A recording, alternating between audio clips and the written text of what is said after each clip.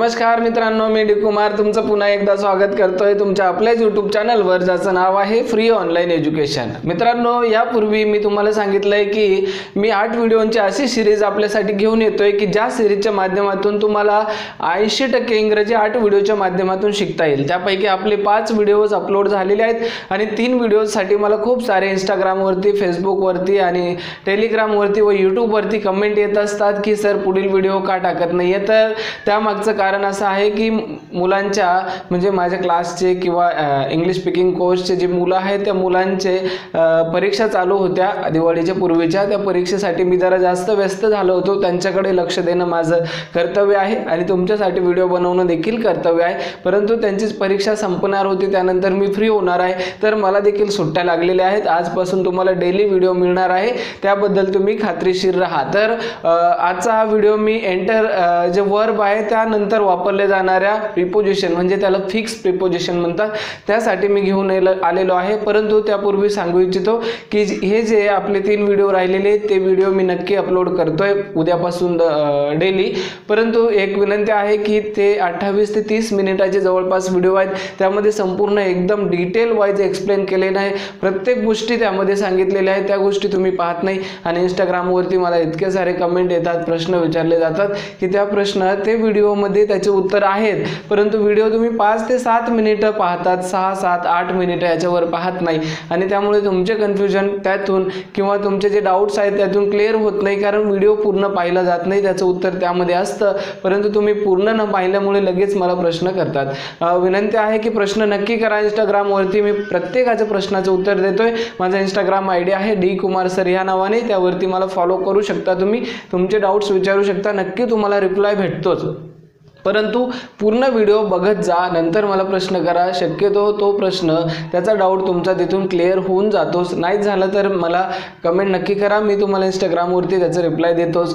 शक्यतो मी YouTube वरती भी रिप्लाय देण्याचा प्रयत्न करतो। Instagram एकदम सोपा आहे, Dkumar सर तुम्हाला सर्च करायचं आहे। आजचा व्हिडिओ आहे एंटर, हा जो क्रियापद आहे ह्या क्रियापदानंतर इनटू हे प्रीपोजिशन वापरलं जातं। आता पुढील व्हिडिओ आपला डिटेलमध्ये पूर्ण प्रीपोजिशन वरती येणार आहे, परंतु त्यापूर्वी एंटर नंतर कधी इनटू वापरायचं किंवा वापरायचं की नाही वापरायचं त्यासाठी हा व्हिडिओ नक्की बघा तुम्ही पूर्ण, कारण एंटरचा यूज खूप होतोय व्यवहारामध्ये। त्यासाठी मी सांगू इच्छितो की एंटरच्या नंतर जे आपण जे भी काही गोष्ट घेणार आहे ती फिजिकली आहे का, म्हणजे भौतिक दृष्ट्या आहे का, जगात दिसते आहे, त्यापूर्वी आपण इनटू वापरत नाही। म्हणजे एंटरच्या नंतर आपण जर समजा असं म्हणतोय माय फादर एंटर इनटू माय रूम, असं आपण बऱ्याच वेळेस म्हणतोय, परंतु हे चुकीचं आहे। आता तुम्हाला ज्या वेळेस when my father enter my room एवढंच येईल, ज्या वेळेस आपण एंटरच्या नंतर माय रूम जे आहे ते फिजिकल आहे, म्हणजे जे दिसतं, ज्याला आपण स्पर्श करू शकतो, जे दिसतंय आपल्याला डोळ्यांनी, ते जर आलेलं असेल तर एंटर नंतर इनटू वापरत नाही। म्हणजे when my father enter the room किंवा when my father enter my room, म्हणजे खोलीत एंटर झाले किंवा माझ्या रूममध्ये माझ्या खोलीत एंटर झाले असं म्हणण्यासाठी when my father entered my room, त्यानंतर तुम्ही काही पण वापरू शकता। आय केप्ट माय मोबाईल, मी माझा मोबाईल ठेवला, म्हणजे जेव्हा माझे वडील खोलीत एंटर झाले किंवा माझ्या खोलीत त्यांनी प्रवेश केला तेव्हा मी माझा मोबाईल ठेवला। अशा आय एंटर्ड द किचन, म्हणजे आता किचन काय एक खोलीच आहे, एक रूम आहे, फिजिकल आहे, जे आपल्याला दिसतं, तर enter the kitchen, entered V2 वापरलाय मी एंटरचा, द किचन। आता ह्यामध्ये ना किचन जे फिजिकली आहे, जे दिसतंय, ज्याला स्पर्श करता येतं, अशा गोष्टींसाठी आपण एंटर नंतर डायरेक्ट ती गोष्ट वापरू शकतो, तिथे इनटूचं काम नाही। परंतु आता इनटू कधी वापरायचं मग, ज्यावेळेस एंटर नंतर एखादी फिजिकल गोष्ट नाही जी अदृश्य आहे, जसं आपण discussion, I do not enter into this discussion, मी ह्या डिस्कशनमध्ये किंवा ह्या चर्चेमध्ये एंटर होत नाही, प्रवेश करत नाही। किंवा आपल्याला ज्यावेळेस डिस्कशन, कमिटमेंट किंवा काही वेळेस आपण relation, I want to enter in this relation, मला ह्या रिलेशनमध्ये किंवा संबंधामध्ये प्रवेश करायचा आहे, अशा प्रकारे रिलेशन आलं, डिस्कशन आलं, कमिटमेंट आलं, डील आलं, ॲग्रीमेंट आलं, म्हणजे एखाद्याची करार वगैरे करतो आपण त्या प्रकारचे असे शब्द, जे शब्द आपल्याला शब्द तर आहे पण ते फिजिकली नाही, ज्यांना आपण टच करू शकत नाही, ज्यांना पाहू शकत नाही. जसं आपण डील शब्द म्हणतो किंवा कमिटमेंट म्हणतो, एखाद्याला आपण कमिटमेंट करतो ना, पक्क काहीतरी सांगतो की ही गोष्ट मी करेलच, अशा गोष्टी. पण त्या दिसणाऱ्या नाही, ज्या फक्त शब्द म्हणून वापरले जातात, ज्यांचा अर्थ आपल्याला माहीत आहे परंतु त्यांना आपण टच करू शकत नाही, दिसत नाही, फिजिकली त्या इथं नाही आहे, जगात नाही आहे, अशा गोष्टींसाठी आपण एंटर नंतर इनटू वापरू शकतो. परंतु एंटर नंतर जर फिजिकली एखादी गोष्ट आलेली आहे तर त्यापूर्वी आपण इनटू वापरू शकत नाही.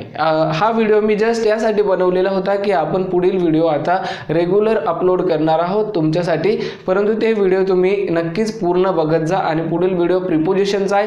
प्रिपोजिशन आणि कंजंक्शन हे व्हिडिओ सर्वांनी बघितलेच पाहिजे ज्यांना इंग्रजी शिकायचं आहे. यांच्याशिवाय इंग्रजी आपल्याला पटापट बोलता येणार नाही. भले एखादं वाक्य बनवता येईल पण वाक्यानंतर वाक्य जोडता येणार नाही किंवा आपल्याला मध्येच अडखळावं लागतं, कारण ह्या शब्दांचा अर्थ आपल्याला आलाच पाहिजे. बाकीचे इतर शब्दांचा अर्थ आला तरी ठीक आहे, काही वेळेस नाही आलं तर आपण त्याला ऑप्शन शब्द शोधतो, परंतु प्रिपोजिशन आलं नाही. जसं मी माझ्या मित्रांसोबत गावाला गेलो, I went to village with my friends.